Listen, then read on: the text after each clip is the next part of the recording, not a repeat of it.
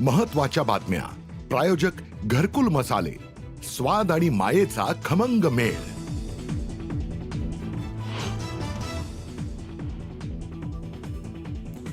आज सीआयडीच्या हाती लागलेलं व्हॉइस सॅम्पल मॅच झालंय. धनंजय देशमुखांचा खुलासा. जालन्यातील मोर्चात देशमुख कुटुंब भाऊक.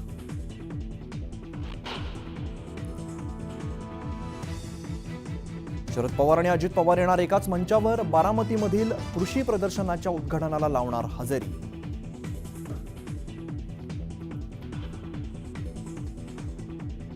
उद्धव ठाकरेंकडून दादरमधील बाळासाहेब ठाकरेंच्या स्मारकाची पाहणी. अधिकाऱ्यांकडून घेतला कामाचा आढावा.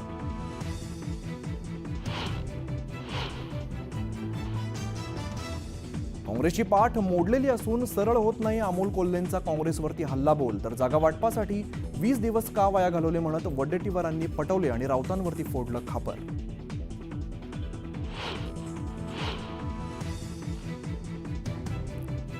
मवियात दुरुस्ती करणं गरजेचं. समन्वय न राहिल्यास मोठी किंमत मोजावी लागेल. तर इंडिया आघाडी एकदा तुटली तर पुन्हा तयार होणार नाही. अंतर्गत धुसफुसीच्या मुद्द्यावरून राऊतांनी व्यक्त केली चिंता.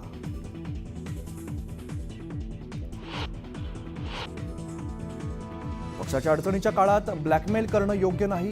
ज्यांना जायचंय त्यांनी जा, मी कोणाला थांबवणार नाही. नगरसेवकांच्या नाराजीवरती ठाकरेंनी स्पष्ट केली भूमिका.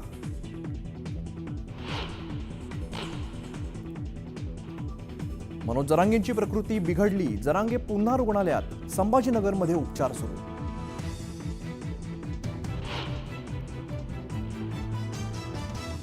मांजा पकडण्याच्या नादात 14 वर्षाच्या मुलाचा मृत्यू. संभाजीनगरमधील धक्कादायक घटनेमुळे हळहळ.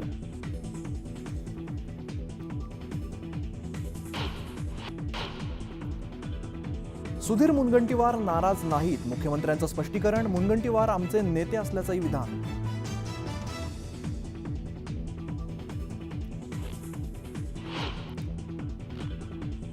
मुख्यमंत्री फडणवीसांकडून नाना पटोलेंची सांत्वनपर भेट. काही दिवसांपूर्वी पटोलेंना मातृशोक.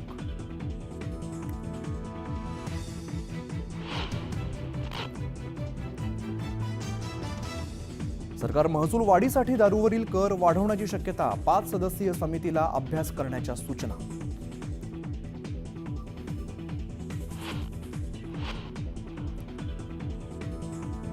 आणि पुत्रदा एकादशीमुळे पंढरपूरमध्ये भाविकांची गर्दी. श्री विठ्ठल रुक्मिणी मंदिराजवळचे रस्ते ब्लॉक.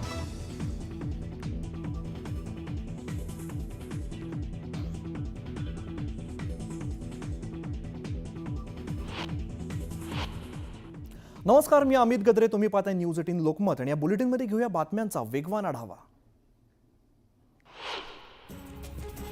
संतोष देशमुख हत्येविरोधात जालन्यामध्ये जनआक्रोश मोर्चाचं आयोजन करण्यात आलं होतं. या मोर्चात बोलताना धनंजय देशमुखांनी मोठा खुलासा केलेला आहे. सीआयडीच्या हाती लागलेलं व्हॉइस सॅम्पल मॅच झाल्याचं त्यांनी म्हटलंय. तर मोर्चामध्ये बोलताना संतोष देशमुखांच्या मुलीला अश्रू अनावर झाले.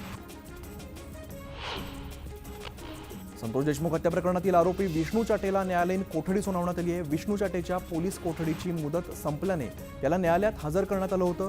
त्यानंतर केजच्या न्यायालयाने हा निर्णय दिला. सरपंच संतोष देशमुख हत्येच्या निषेधार्थ जालन्यात जनआक्रोश मोर्चा काढण्यात आला. मोर्चामध्ये देशमुख कुटुंबीय सहभागी झाले. संतोष देशमुखांना न्याय द्यावा अशी मागणी मोर्चातून करण्यात आली. वाल्मिक कराड दाऊद इब्राहिमच्या बरोबरीचा आहे असा आरोप विजय वडेट्टीवारांनी केलाय. मुख्यमंत्र्यांची बिहार संपवण्याची मानसिकता दिसत नाही. मुंडेंचा राजीनामा घेतल्याशिवाय न्याय मिळेल असं वाटत नाही असं वडेट्टीवार म्हणाले. बीड हत्या प्रकरणात मुख्यमंत्री लक्ष देऊन आहेत. आरोपीला शिक्षा मिळणारच. सुप्रिया सुळेंनी या घटनेचं राजकारण करू नये अशी टीका चंद्रशेखर बावनकुळेंनी केली. चंद्रपूरमधील कार्यक्रमात विजय वडेट्टीवार यांना अध्यक्षपद देण्यात आलेलं आहे. त्यामुळे भाजप नेते सुधीर मुनगंटीवार नाराज असल्याची राजकीय वर्तुळामध्ये चर्चा रंगली होती. दरम्यान आमच्या पक्षात वाद नसून मुनगंटीवार वैयक्तिक कारणामुळे कार्यक्रमाला उपस्थित राहू शकले नाहीत असं मुख्यमंत्री फडणवीस यांनी स्पष्ट केलं आहे. उपमुख्यमंत्री अजित पवार आणि राष्ट्रवादीचे ज्येष्ठ नेते शरद पवार एकाच मंचावरती येणार आहेत. 16 जानेवारीला बारामतीत आयोजित कृषी प्रदर्शनाला उद्घाटनाला दोन्ही नेते हजेरी लावणार आहेत. त्यामुळे या भेटीकडे सर्वांचंच लक्ष आहे. माजी मंत्री मिरजचे आमदार सुरेश खाडे यांनी धक्कादायक विधान केलेलं आहे. मिनी पाकिस्तानमधून आम्ही 4 वेळा निवडून आलो असं विधान हिंदू गर्जना सभेतून सुरेश खाडे यांनी केले. या विधानामुळे नवा वाद निर्माण होण्याची शक्यता आहे. विधानसभेतील अपयशानंतर जयंत पाटील नाराज आहेत. यावेळेला त्यांनी 8 दिवसात स्वतःहून प्रदेशाध्यक्षपदाचा राजीनामा देतो असं वक्तव्य केल्याने चर्चांना उधाण आले. त्यामुळे आता शरद पवार गटाचा नवा प्रदेशाध्यक्ष कोण असेल याकडे सर्वांचंच लक्ष लागलंय. नाशिक काँग्रेसचे माजी नगरसेवक जॉय कांबळे आणि राष्ट्रवादी काँग्रेसच्या माजी नगरसेविका सुषमा पगारे यांनी शिवसेनेत प्रवेश केलाय. त्यामुळे नाशिकमध्ये मवियाला मोठा धक्का बसलाय. मुख्यमंत्री देवेंद्र फडणवीसांनी काँग्रेस प्रदेशाध्यक्ष नाना पटोले यांची सांत्वनपर भेट घेतली आहे. काही दिवसांपूर्वी नाना पटोलेंच्या मातोश्रींचं निधन झालं होतं. या पार्श्वभूमीवरती मुख्यमंत्री देवेंद्र फडणवीस यांनी साकोलीत नाना पटोलेंची भेट घेतली. भाजप नेते सुधीर मुनगंटीवार नाराज नसल्याची प्रतिक्रिया मुख्यमंत्री देवेंद्र फडणवीसांनी दिली आहे. वैयक्तिक कारणामुळे कार्यक्रमाला उपस्थित राहणार नसल्याची माहिती मुनगंटीवारांनी फोनवरून दिली होती असं मुख्यमंत्री फडणवीस म्हणाले. शिवसेना ठाकरे गटाचे मराठवाडा सचिव अशोक पटवर्धन यांनी शिवसेनेत प्रवेश केलाय. मंत्री संजय शिरसाट यांच्या उपस्थितीमध्ये हा पक्षप्रवेश पार पडलेला आहे. त्यामुळे संभाजीनगरात ठाकरे गटाला पुन्हा एकदा धक्का बसलाय. साईबाबांच्या शिर्डीमध्ये भाजपाचं राज्यस्तरीय अधिवेशन पार पडणार आहे. येत्या 12 जानेवारीला होणाऱ्या अधिवेशनात भाजपाचे सर्व मंत्री, आमदार, खासदार तसंच 15,000 पदाधिकारी उपस्थित असतील.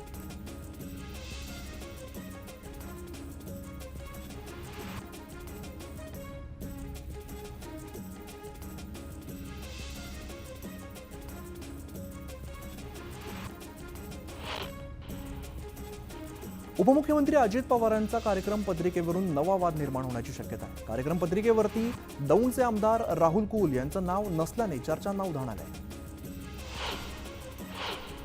गोंदिया जिल्ह्यातील 8 पंचायत समितीच्या सभापती निवडणुकीची सोडत जाहीर करण्यात आली आहे. त्यामुळे सभापती निवडणुकीकडे सर्वच राजकीय पक्षांचं लक्ष लागलंय.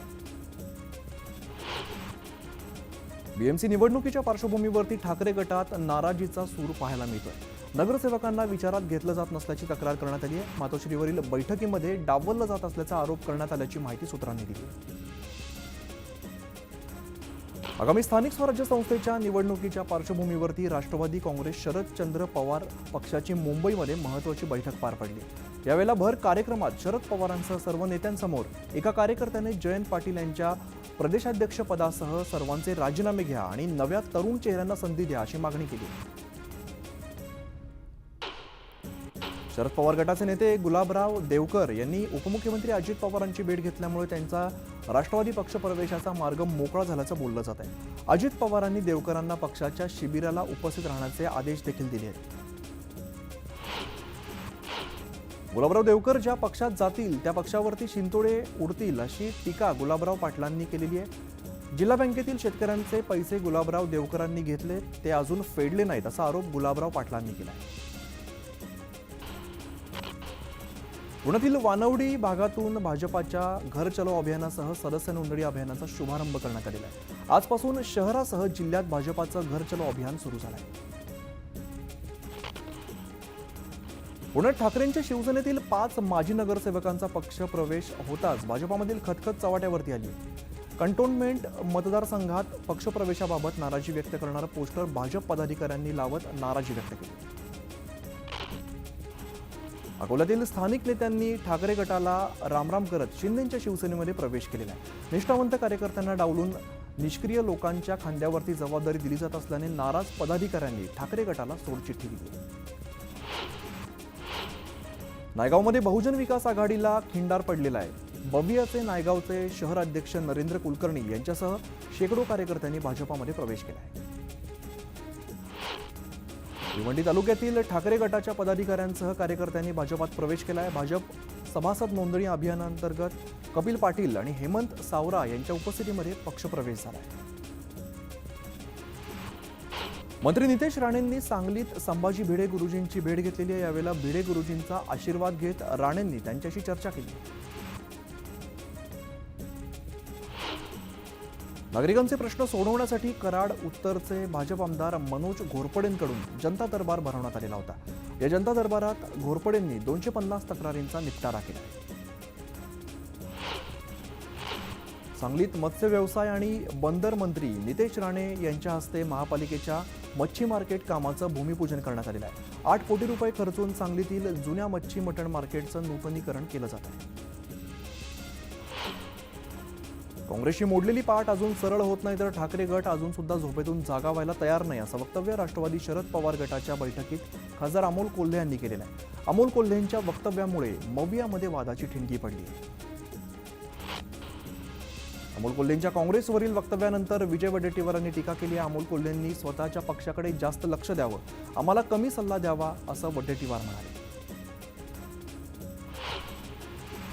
विधानसभा निवडणुकीत जागा वाटपाची चर्चा 20 दिवस चालली, यात काही षडयंत्र होतं का असा सवाल विजय वडेट्टीवारांनी उपस्थित केलाय.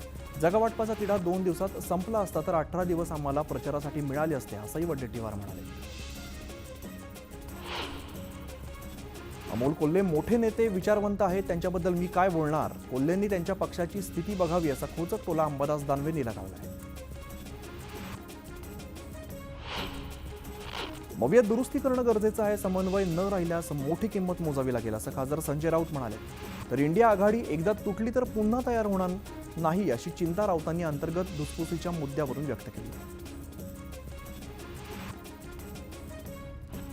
मवियामध्ये कोणतीही धुसफूस नाही, पराभवानंतर शांत बसलं पाहिजे, हळूहळू काळ जाईल, सगळे सावरतील अशी प्रतिक्रिया अंबादास दानवेंनी दिली.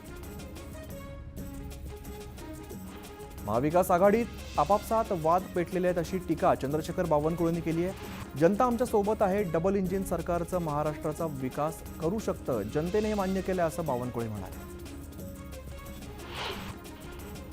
उबाटा गटाचं महत्त्व आता संपलंय, त्यांच्या मताचं विभाजन होतंय अशी टीका संजय शिरसाटांनी केली आहे. उबाटा गटात अनेक जण नाराज आहेत, ते पर्याय शोधतायत असं सुद्धा शिरसाट यांनी सांगितलंय. महसूल वाढीसाठी दारूवरील कर वाढवण्याची शक्यता आहे. दारू विक्रीला चाप लावण्यासह महसूल वाढीचा प्रयत्न करण्यात येतो. यासाठी 5 सदस्यीय समिती स्थापन करण्यात आली.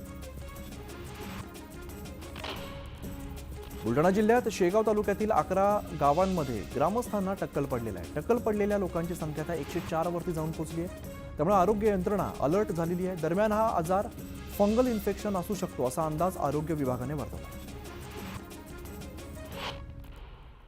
छत्रपती संभाजीनगरमध्ये रस्त्यावरील अडथळा ठरणारे खड्डे बुजवण्यासाठी शिक्षकांनी चक्क विद्यार्थ्यांना जुंपलेला आहे. या घटनेचा व्हिडिओ सध्या व्हायरल होताच पालकांनी शिक्षकांविरोधात संताप व्यक्त केला आहे.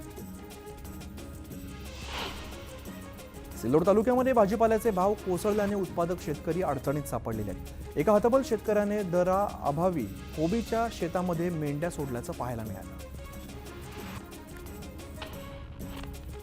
नागपूरमध्ये मुख्यमंत्री युवा कार्यक्रम प्रशिक्षण योजनेच्या प्रशिक्षणार्थींनी जिल्हाधिकारी कार्यालयावरती मूकमोर्चा काढलेला आहे. प्रशिक्षणाचा कार्यकाळ संपण्यापूर्वी सेवेत कायमस्वरूपी करण्याची मागणी आंदोलक करतात. मुख्यमंत्री देवेंद्र फडणवीसांच्या हस्ते चंद्रपुरातील महाकाली मंदिरात आरती करण्यात आली. मंदिर समितीच्या वतीने देवेंद्र फडणवीसांचा सत्कार करण्यात आला. गोंदिया जिल्ह्यातील रुग्णालय प्रशासन शासनाकडे रुग्णवाहिकांच्या डिझेलसाठी मागील 3 महिन्यांपासून निधीची मागणी केली, मात्र अद्याप निधी प्राप्त न झाल्याने रुग्णवाहिका रुग्णालयाबाहेर धूळ खात पडल्या. HMPV या आजाराचा राज्यात शिरकाव झाल्यामुळे गोंदिया जिल्ह्यात आरोग्य यंत्रणा अलर्ट मोडवरती आलेली. सामान्य रुग्णालयामध्ये औषध साठ्यासह बेडची देखील सोय केली जाते. श्रीवर्धन नगर परिषद हद्दीतील चौकर पाखाडी या परिसरात करण्यात आलेल्या अनधिकृत बांधकामावरती नगर परिषदेने कारवाई केली आहे. नगरपालिका प्रशासनाने अनधिकृत बांधकामात JCBच्या सहाय्याने उद्ध्वस्त केलं आहे.